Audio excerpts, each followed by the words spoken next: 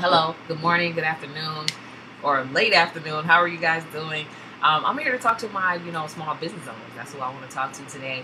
As you know, those are my babies. I love small businesses. I have a small business, and I love empowering women and minority small business owners how to really grow their business successfully. And so, today I'm going to share with you the number one reason why you should list out your business services. Right? Why is this even important? I'm going to show you why it's important, because a lot of times we leave a lot of money on the table because we don't do this. We don't take this extra step. So a few days ago, last week, I did a video about the 5 most important business essential documents that you should have for your business if you really want to be successful, right, in business, right? So those are the 5 fundamental foundational documents, right? There's a couple documents that you would have to have beyond that, but this is the core, okay? And in that that list that I shared in the video last week, one of the things was understanding the services that you provide and being able to list those services out. And I gave an example about, let's just say, for instance, you're a childcare provider, right? You provide childcare services, right? Let's say. So when listing out the services, you don't want to just say, this is just an example, right? Childcare, right? You don't want to just say, I provide childcare services, because you feed the kids. So not only do you provide daycare and after school care, but you provide nutritional services. And you may help them with homework, before and after school, right? So that's tutorial and educational support services, right? You do that. Maybe once a year or twice a year, you do photography services, with your kids, like photo shoots, right? Picture day or whatever, right? That's photography services. So you want to list out everything that you do in your business. Excuse me. Period. Because not only will you find grants connected to the different services that you provide, but like funding opportunities, business opportunities, contracting opportunities. Money is just tied to what you do, period. So you want to list those services out. So today I'm going to share with you why it's important, and I'm going to show you like some real dollars that's attached to how you list your business and how you think about your business, right? So I'm going to share that with you in over the next few minutes. But before we go there, let me let you know, in case you've never seen me before, you don't know who I am. I'm Karwanna D. I'm a small business growth strategist, a business coach and consultant, specialized in teaching women and minority small business owners how to grow successful businesses strategically, and also I teach them how to grow their business with government contracts, right? Most people never even thought about the government as a potential client, but guess what? You can land the government as your potential client, and they're one of the biggest paying clients that you could ever acquire as a small business. And I'm going to show you how that in just a few minutes. So not only have I had a lot of success in my business because of this very fact, but I've taught a lot of other small business owners how to leverage this information to have that same success that in their business, right? So knowing your services and understanding what it is that you do and what it is that you offer is, it's going to be one of the most important things that you can do as a small business owner, because it's going to open up huge opportunities, like gateways for you to acquire big clients like the government, but also to identify funding opportunities for your business. And that is going to be so key, right? So I'm going to jump right in. So some of the 3 things that I'm going to cover today, right, is going to be listing your services and how to list that out. So similar to the example, and I'm going to stick with this example today for like those of you who provide childcare service. But it does not matter what type of service or product or whatever it is that you provide, the government purchases those services, right? So, but I'm going to stick with that just for this particular video, childcare services. You know how I just listed out the different things that you provide and how all of those things are tied to multiple streams of income for your business. And when you understand how this works, you could really grow your business in a significant way, right? So I'm also going to show you how to discover opportunities for yourself. And these are some of the different things that I teach inside my program. Only we go into, further details, and we like really grind in these areas, right? And then I'm going to show you with and I'm going to circle back to that video that I did last week that shows you the 5 basic documents that you have to have in place in order to even get this far, right? In order to even think about selling your business to the government. If you want that video, comment in below, comment in, leave a comment in the link below, whatever, and let me know that you want it. I'll be happy to share it because I recorded it.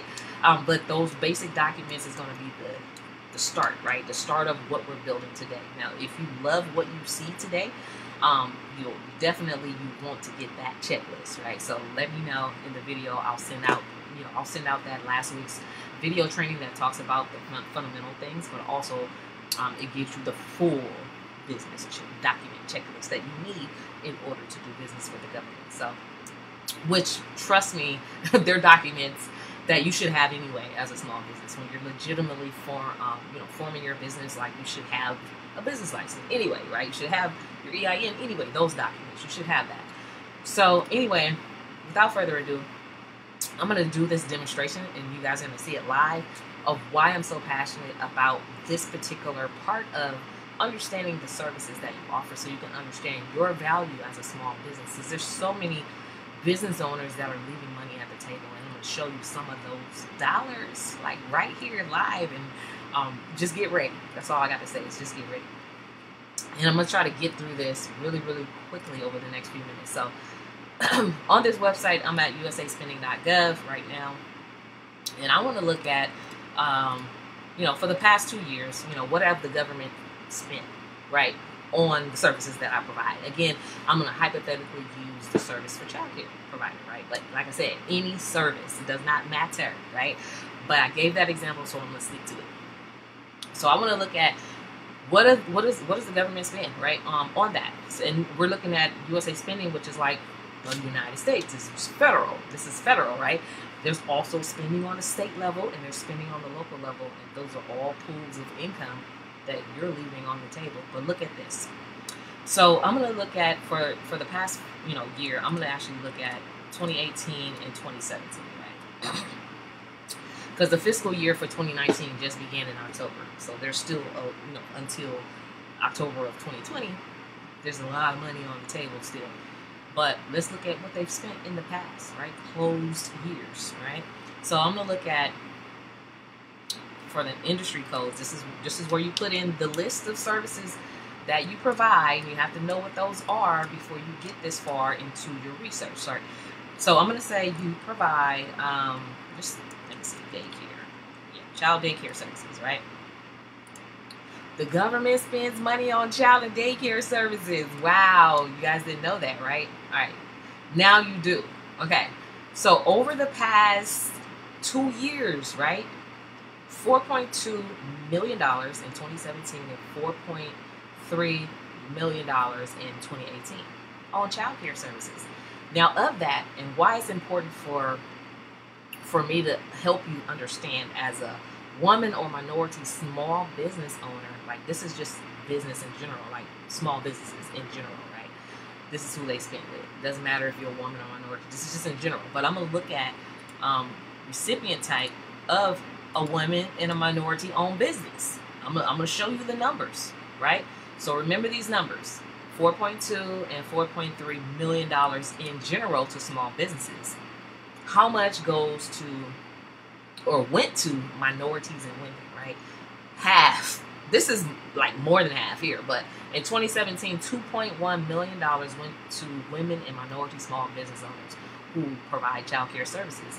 And in 2018, 2.8, that's almost $3 million on the table that we're leaving on the table because we're not even thinking about having the government as a potential client. Biggest paying client ever, right? Now just wait, because remember when I said list out the different services. So let's just say this child care owner, there's money on the table for you. Daycare services in general, right? But you also provide, what did I say? Let's just say you take pictures, photography. Let's just say you take not portrait, but let's go photography. I want to do commercial photography. Let's just say you take pictures of your kids. That's photography services, right? Does the government have contracts for photography services? Yes. 2.1. Did these numbers change? Let me see. Make sure. I don't want to look at that just yet. I want to look in general. 28 million in 2017, 29 million in 2018, How much went to women and minority small businesses owners? And this is all federal spending.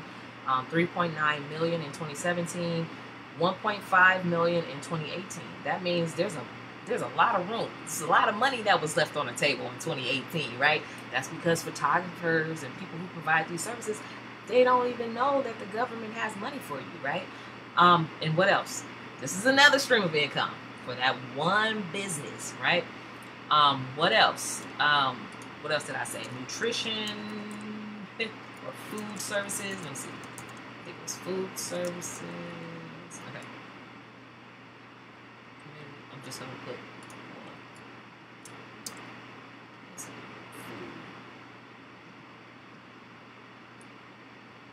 Well, you get the point.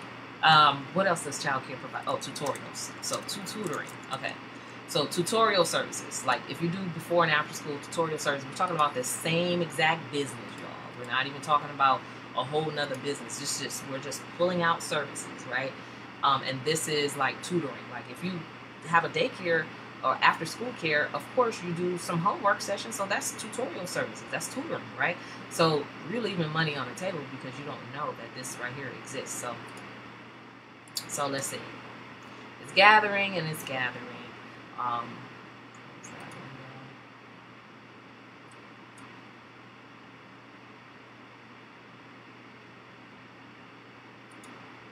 just going to refresh because sometimes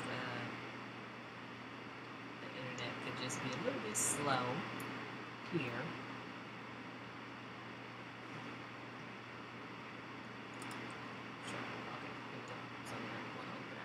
All right, so over time, this is tutorial services, right? 25.2 million, 33.2 million in 2018. So this is another stream of income for that one daycare provider. Money on the table, you guys. And let's look at, again, I always like to break it down to recipient type. Women and minority business owners, because there are contracts that are specifically only set aside for you if you are a woman or a minority, right? So 441 million, 1,000 of that went to women and minority small business firm. In 2018, 292,000 of that went to a women and minority small business firm, right? And this is just even more data. These are women and minority small business firms, and these are like the contract amounts that they're getting to provide those services. And like I said, this is just one of the many services that we've identified and pulled out. What other services can you think of, right? So there's so many things, and so that is the reason why. So we just identified multiple streams of income and sources that are specifically set aside for women and minority small business owners that, the government procures and purchases, right? Your services, right? What you have to offer as a small business is so valuable that the government sets aside these budgets for you. But that's why it's important for you to list out the services and to think outside the box a little bit and understand what it is that you provide and not just be general, right? So I just showed you basically millions of dollars for a childcare provider who provides multiple services and how you can tap into multiple different streams of income for your business and really grow and thrive as a service provider, right? Acquiring the government as your client, right? So it's huge. And it doesn't matter that I just use that as an example. It doesn't matter what service you provide. There are contracting opportunities for you. And like I said, there's a list of where do I get started? If you want to know, like I did a video last week that lists out the core documents that you have to have in order to even qualify to do business with the government. And that's basically just getting your business in order, like gathering all your business documents so that you have them in one place. And so if you are interested in learning more and you want to know what that fundamental business foundation should look like in order for you to be one of these businesses that's getting these types of contracts with government agencies, comment below. I'll definitely send it out to you so you can check it out.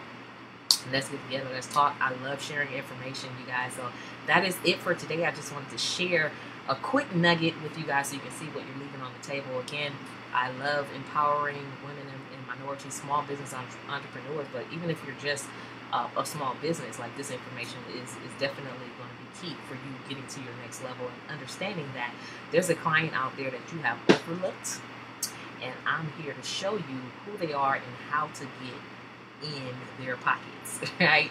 All right. So you guys have a wonderful day, and I look forward to seeing